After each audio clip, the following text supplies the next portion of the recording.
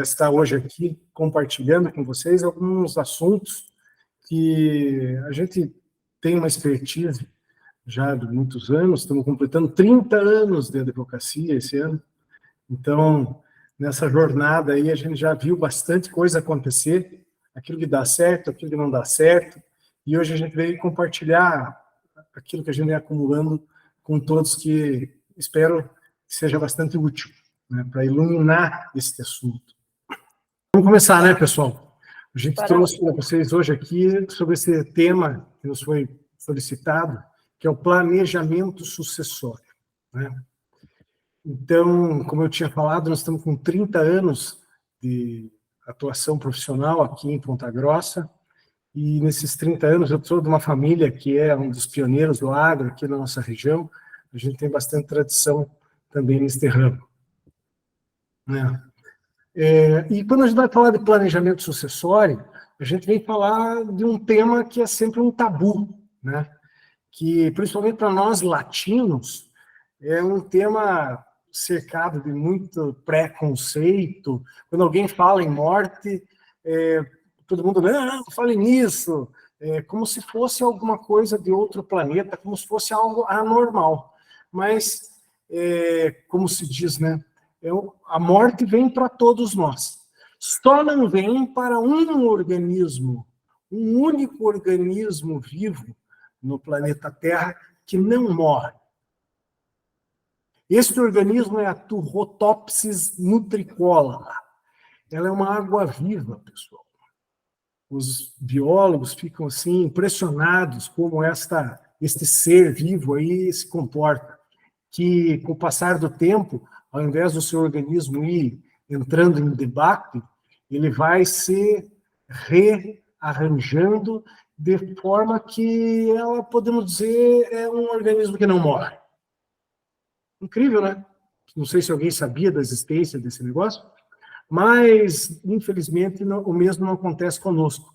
Aí vem aquele ditado americano, né, que foi cunhado por Benjamin Franklin, que diz que nada é mais certo nesse mundo do que a morte e os impostos, né? Death and taxes. E, cá entre nós, quando acontece uma morte no campo do direito, além da questão sucessória, também está envolvida uma questão tributária, porque são devidos impostos de transmissão por causa da morte. O famoso ITCMD, Imposto de Transmissão Causa-Mortes e Doações, é o mesmo imposto que incide para ambos. Varia conforme o estado da federação, é um imposto estadual, né? Mas que aqui no Paraná, ainda, graças a Deus, ele tem a alíquota de 4% do valor dos bens que estão sendo transmitidos. Porém, existe uma resolução do Senado Federal que permite que esses impostos, os estados, elevem até, no máximo, 8%. Então, aqui no Paraná, graças a Deus, ainda estamos em 4%. Mas outros estados criam até tabelas progressivas, né, que incide 4% até um valor, daí daquele valor para cima, 5%, daquele valor para cima, 6%, e assim vai aumentando conforme o valor dos bens que estão sendo transferidos. Mas, tendo em vista que nada é mais certo do que a morte e os impostos, outra coisa nós não temos a não ser nos conformar com ela. Porém, a gente pode, antecipando-se a morte, tomar algumas medidas para preparar as coisas, né? E, nesse sentido, nós temos uma equipe de advogados, hoje em dia, composta por 24 advogados, cada um especializado numa determinada área. E a gente une, né, os nossos conhecimentos e trabalhamos em equipe. E numa questão como, por exemplo, essa do planejamento sucessório, isso é fundamental, que muitos especialistas unam os seus conhecimentos, porque não adianta você, por exemplo, pensar em fazer de um jeito, por exemplo, que vai economizar o imposto de transmissão causa-mortes, mas acaba caindo no imposto de renda. Não adianta você, por exemplo, querer resolver a questão dos tributos e daí não conseguir estabelecer uma partilha, uma forma adequada para a sucessão dos herdeiros, né? E também questão de compliance, de governança corporativa, tudo isso entra dentro de um grande cenário que você precisa conhecer as ferramentas para saber bem utilizá-las na hora de fazer o planejamento sucessório. De antemão, já digo para vocês, não existe nenhuma receita de bolo, não é nada pronto. Isso aqui a gente tem que fazer caso a caso. Então, nossa filosofia de trabalho, né? Nós queremos oferecer um trabalho de qualidade, né? E para que a gente possa fazer essa estruturação, que é conhecida como planejamento sucessório, né? E em especial no agronegócio, nosso trabalho inicia com um estudo e a apresentação das arquiteturas jurídicas possíveis para que a gente atinja alguns objetivos. Quais são os objetivos principais que a gente procura atingir ao falar em planejamento sucessório? Primeiro, o foco na continuidade do negócio. É sabido, hoje mais do que nunca, que no mundo do agro, tamanho importa sim. E na medida em que o patrimônio familiar acabe sendo dividido, perde em escala, perde em sustentabilidade, perde em rentabilidade. Então, a gente precisa procurar proteger, como naquela fábula da galinha dos ovos de ouro. A gente precisa proteger o negócio, porque, afinal de contas, o negócio, via de regra, é aquilo que trouxe a família até o ponto onde ela se acha hoje, né?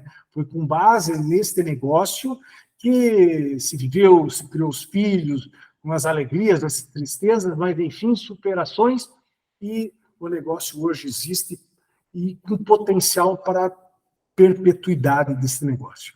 Então, primeira coisa, foco na continuidade do negócio. Outra coisa, também fundamentalíssima, que é a redução dos conflitos familiares. Quando a pessoa não planeja a sua sucessão, via de regra, o que vai acontecer? Após o seu falecimento, as coisas vão acontecer por força da lei. E ela não vai mais estar aqui para poder organizar. Ela não vai poder mais estar aqui para poder dizer qual que é a sua vontade, o que né, pretende que seja feito. E, nesse sentido, acabam surgindo conflitos familiares. Não ficou nada já previamente combinado, não ficou nada previamente definido, aí as coisas acabam entrando num automático, né? Então, não tem como evitar, vai acontecer. Com a interferência das pessoas que são os autores do planejamento sucessório ou não, né, de preferência contra, eles podem conduzir esse processo, e conduzir esse processo, muitas vezes, até com aquela autoridade paterna, autoridade materna, que tem, em relação aos filhos, uma ascendência. Então, assim, eles, né, têm controle melhor da situação. Da mesma maneira, outro foco é na economia tributária, como eu falei para vocês. E são muitos os impostos que podem incidir. Então, só para vocês terem uma ideia, na hora de você fazer um planejamento sucessório, às vezes a gente trabalha com 4 valores diferentes. Um valor propriamente, que é o valor real dos bens, que vai ser sopesado ali para fazer a partilha. Mas tem outro valor que a gente vai usar para fins do imposto de transmissão, quando ele for devido. Outro valor ainda que a gente vai usar para fins de imposto de renda. Enfim, valores vários são trabalhados paralelamente, sempre com o objetivo de promover a maior economia tributária possível. Claro, dentro da legalidade, né? A gente não participa de nenhum tipo de evasão fiscal. E sim um planejamento sucessório que tenha em seu bojo também um planejamento tributário. Outra situação fundamental é o foco na facilidade sucessória. O que isso quer dizer? Cada família tem o seu jeito. Por isso não existe receita pronta. Tem algumas famílias que com muitos descendentes, tem outras com poucos descendentes, tem alguns descendentes que têm mais, né, perfil de trabalhar no próprio negócio da família, tem outros que não, desde cedo já mostraram que não era esse o seu interesse, que não tinha esta vocação. e até muitas vezes desenvolvem outras atividades profissionais, têm outras vidas, né? Então, essa facilidade sucessória visa procurar contemplar cada qual conforme a sua vocação, conforme o seu perfil, né? E assim também evitar que no futuro seja necessário fazer um inventário muito custoso, seja necessário fazer um inventário longo, né? Demoradíssimo e com muitas incertezas. Então, buscando essa facilidade, a gente precisa analisar caso a caso e ver, segundo, né, o desejo daqueles que fazem o planejamento, o que é que eles querem que seja organizado, o que eles querem que seja arquitetado. Então, essas são perguntas que a gente não pode responder. Isso cada um responde por si. O que é que eu desejo para a continuidade do meu negócio? O que é que eu desejo para o futuro desses meus descendentes? E, conjugando essas situações, a gente vai buscar caminhos. Não existe uma receita pronta, como eu falei. É importante analisar cada família per si, né? Cada negócio também individualmente, para que você possa construir, segundo a vontade dos planejadores, uma solução, né, customizada, uma solução personalizada que melhor atenda aos interesses dele. Para que a gente possa construir essa solução ou essas soluções, a gente procura pensar em mais de uma, né, buscando o atingimento daquele objetivo, a gente começa com um grande estudo de situação. Primeiro faz um levantamento patrimonial, né, precisa verificar como é que o patrimônio da família está composto, que são bens móveis, que são bens imóveis, como é que estão documentados esses bens, se tem empresa, né? Se não tem empresa, quais os bens que estão dentro da empresa, quais que estão na pessoa física, se existem ou não existem contratos de arrendamento, de parceria, enfim, tem que fazer um levantamento patrimonial bem amplo, bem abrangente. Depois, né, tendo já como quem abre numa mesa assim, esse cenário, essa big picture bem delimitada, bem delineada, a gente vai fazer uma reunião individual com cada um dos integrantes desse núcleo familiar. Cada um dos pais, por exemplo, que são os planejadores, cada um dos filhos, para escutar individualmente quais são os desejos, quais são os interesses, que muitas vezes não são muito bem equacionados num diálogo direto na família. Daí a gente estudando esses interesses, vendo o perfil de cada um desses membros, a dinâmica dos negócios da família, aí sim a gente vai poder identificar quais são os caminhos jurídicos que servem para que a vontade do titular desses patrimônios seja realizada. Como tudo nessa vida tem seu lado bom e seu lado ruim, alguns caminhos podem trazer algumas vantagens num lado e outras desvantagens de outro. Mas, em contrapartida, outro caminho vai ser ao inverso. Então, a gente procura estabelecer vários caminhos para dar possibilidade de opção, de verificar o que atende melhor os interesses de cada família. E, para isso, muitas vezes, é necessário que a gente auxilie no processo decisório. A decisão é personalíssima, a decisão é de cada um, porém, o processo decisório precisa ser feito com tranquilidade, com bastante ciência, né, das implicações que isso traz, porque um raciocínio que parta de premissas equivocadas nunca vai ser um raciocínio válido. Agora, se ele parte de premissas corretas, aí sim ele tem possibilidade de ser um raciocínio válido, chegar mais próximo da verdade. Então, por isso, a gente procura auxiliar as pessoas nesse particular. Desculpa. Falando dessas etapas, dessa sequência, desse método que a gente desenvolveu para poder fazer esse planejamento sucessório. Começa com o levantamento patrimonial, daí sabendo, né, conhecendo melhor os interesses de todos os envolvidos, a dinâmica dos negócios da família, e a gente vai procurar encontrar quais os melhores caminhos e auxiliar na decisão. Uma vez decidido, né, a gente pode, na sequência, dar início efetivamente à implementação deste planejamento sucessório, ou seja, elaborar todos os instrumentos jurídicos necessários para realizar este planejamento. Eventualmente, registros públicos, transferências imobiliárias, como, por exemplo, está muito na moda, já faz um bom tempo, falar em holding patrimonial. Como se a holding patrimonial fosse uma panaceia para todos os males, e como se ela fosse o único instrumento do planejamento sucessório. Ledo engano. É bem verdade que uma holding pode ser um instrumento interessante, mas normalmente não é o único e nem o melhor, né? São muitos caminhos que levam a Roma, muitos caminhos podem ser, né, craneados, pensados para chegar nesse objetivo da melhor maneira.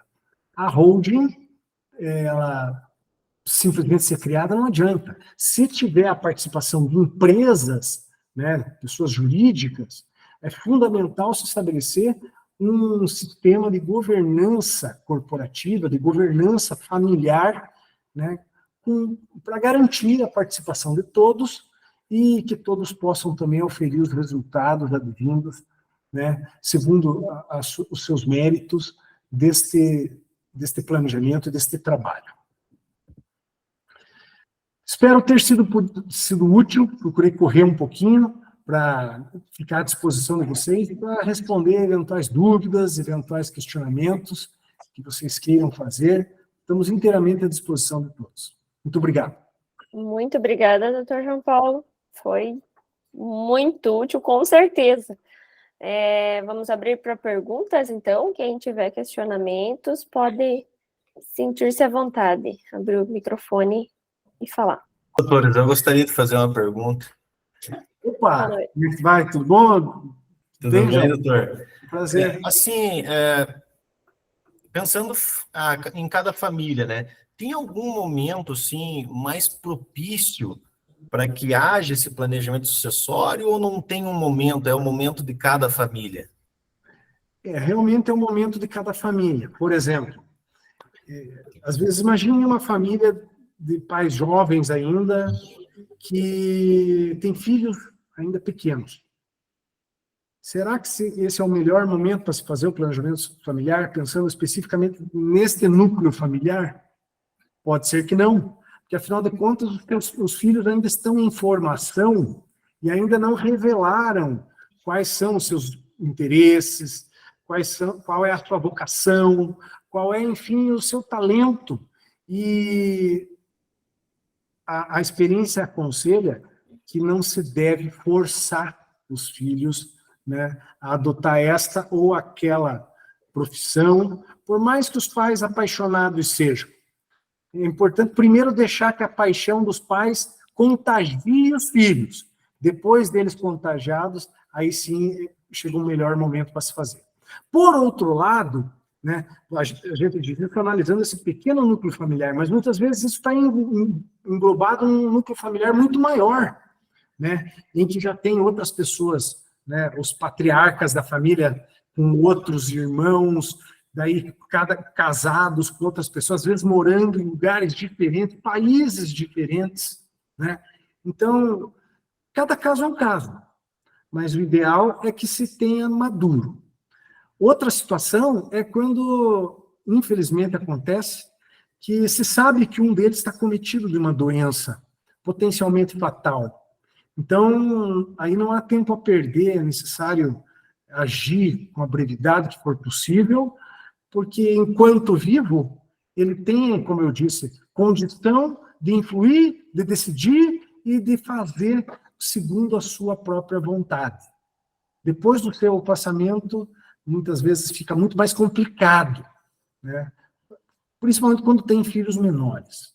Daí tudo passa pela prestação de contas judicial, com participação do Ministério Público, enfim, a administração dos bens fica muito travada. Por isso é importante fazer isso antes do falecimento.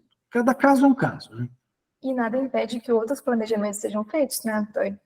Lá do negócio a gente planeja tudo, tem que planejar época de plantio, época de colheita, época de pastagem, tudo é planejado. Então, na vida particular, a mesma máxima é válida, né? A Conzipa é especialista nisso, né? E nós na questão sucessória, né? Perfeito, obrigado. Perfeito, obrigada. Doutor João Paulo, a gente tem alguns casos, inclusive, que, por não ter esse planejamento, causou problemas futuros, né, de interferir em planejamento de plantio, de evolução, né, por Às vezes conta de não ter acontece de ser justamente na época que está se preparando, isso. né, planejando o plantio, tem que mobilizar os recursos, obter liberação de financiamento, de custeio, né? Enfim. E se não conseguir isso pode atrasar 1, 2 safras aí, né? Até conseguir, ou mais que isso, né? Dependendo do processo. Mas queria que o senhor falasse um pouquinho mais, quais são outras alternativas, né? Eu sei que cada caso é um caso, mas, por exemplo, a holding é algo que está todo mundo falando, a gente, né, tem visto isso. Questão taxas de impostos, o que varia se começar antes, o que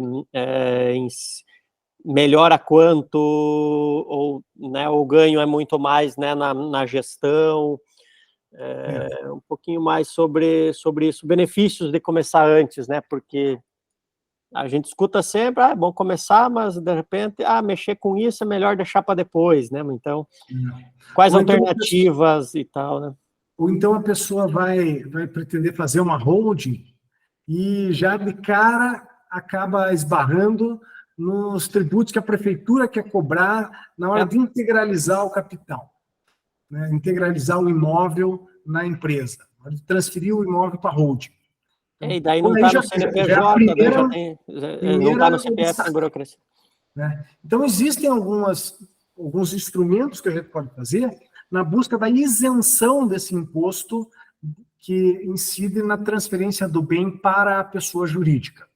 Outra situação, por exemplo, é de você fazer a operação não na pessoa jurídica, que dependendo da situação, o giro, né, na operação da pessoa jurídica pode ficar mais caro do que girar na pessoa física. Então, daí, através de contratos agrários, né, contratos rurais, a gente consegue fazer uma distribuição melhor dessas operações. Por exemplo, um contrato de parceria agrícola, né? Então, muitos são os instrumentos. Cada caso, eu falei, é um caso.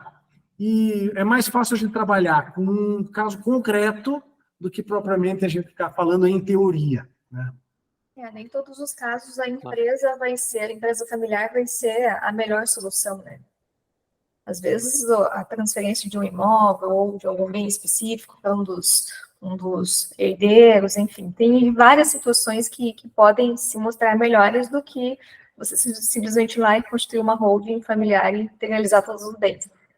Outra coisa também que as pessoas ficam muito, né, preocupadas é com perder o poder de controle, o poder de decisão. Poxa, eu vou transferir as coisas do meu nome e agora como é que eu vou fazer? Eu não interfiro mais?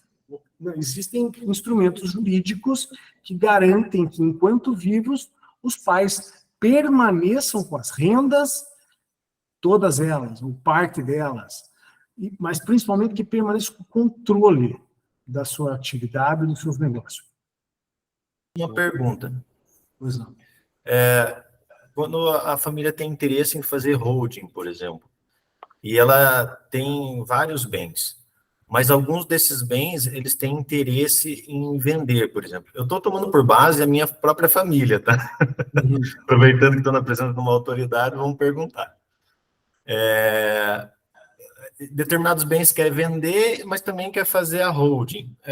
seria mais interessante fazer a holding, integralizar para depois vender, ou vende-se antes e depois faz a holding e integraliza dinheiro, por exemplo? Tem que analisar a situação individual de cada um. Mas, grosso modo, o que eu posso te dizer é o seguinte. Dependendo do bem, vamos falar um imóvel, uma área rural.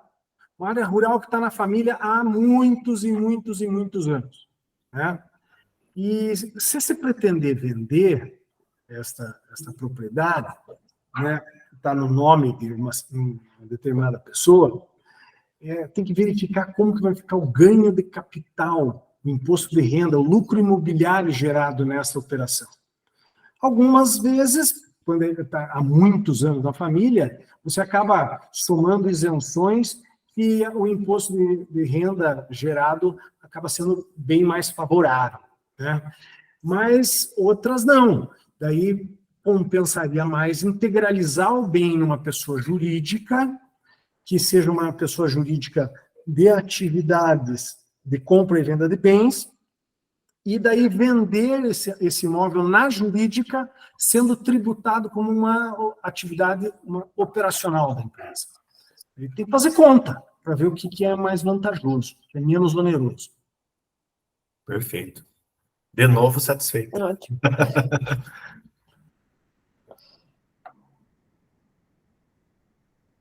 Mais perguntas, gente?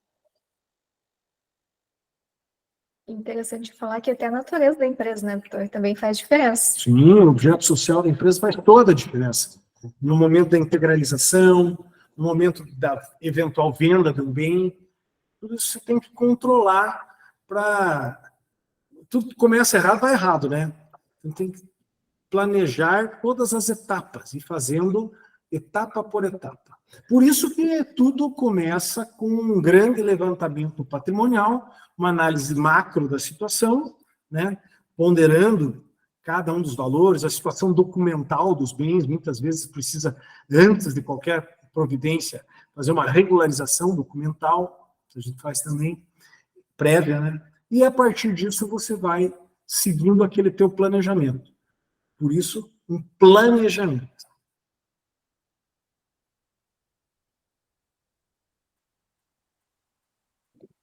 Beleza.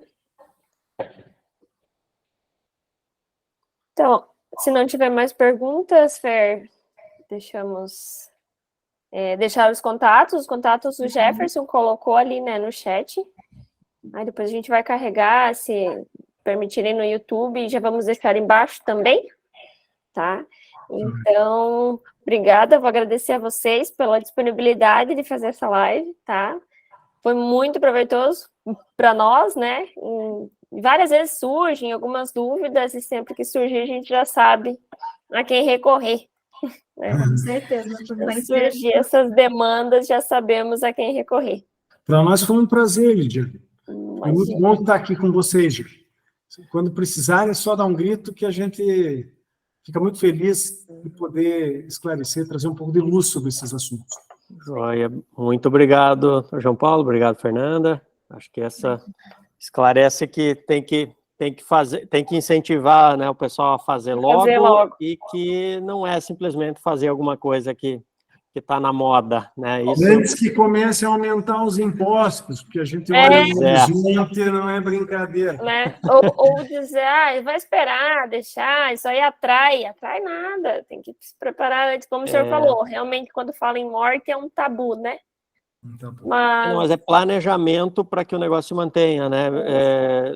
Eu gostei do insight, né, de que a natureza dá. Então, eu fiquei pescando quando o senhor respondeu para o Jonatas. Então o CNPJ seria de compra e venda. Falei, caramba, então, pensei, né? Então não é o CNPJ que vai ser o igual para uma fazenda de produção, né? Então depois talvez tem que mexer, então. Não, como tem detalhes nisso, né? Eu nem comentei com o Jonatas, mas daí faz a venda, se todos os impostos e o dinheiro entra naquele CPF.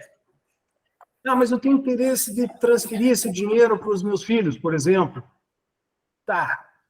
E daí, como é que você vai fazer essa transferência? Né? Vai ter que pagar imposto. imposto. Vai incidir impostos nessa transferência. Então, para cada situação, você tem que bolar uma maneira diferente. É complexo. Um jogo de xadrez. Exatamente. É um jogo de xadrez, exatamente. Boa. Mas existem instrumentos, tem que saber manejar os instrumentos. Fazendo analogia, mais ou menos, quando a gente entra Qual na que é a família. qual que é a melhor pastagem para plantar nessa época? Eles têm que fazer um jogo de xadrez também. Exatamente. Tem que planejar, senão... Na verdade, é qualquer área na vida, né? Então, isso aí também é... Bom, quantos casos, né, que a gente viu de briga de família né, e aí o patrimônio que a pessoa construiu, às vezes, um trabalho vai ser perdido por conta de uma falta de planejamento. A questão familiar e patrimonial, depois fica muito mais caro, com certeza. E os próprios herdeiros muitas vezes ficam discutindo anos e anos na justiça e eles mesmos não conseguem usufruir. Fica tudo meio travado. Eu acho que o grande fator quanto se perde ao longo da discussão. Talvez essa questão definida antes sai produzindo mais, sai multiplicando. Se isso leva 5, 10, 15 anos, talvez lá na frente quem ganhar de fato não vai ver que não valeu a pena, né?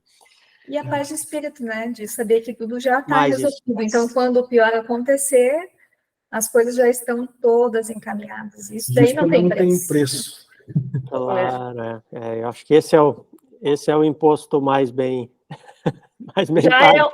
Já é um momento triste, imagina pensar, nossa, e agora? O que vamos fazer? Foi um prazer. Exponham da gente. Prazer, doutor João Paulo. Obrigada, Fernanda. Obrigadão. Olá a todos. Obrigada. Tchau.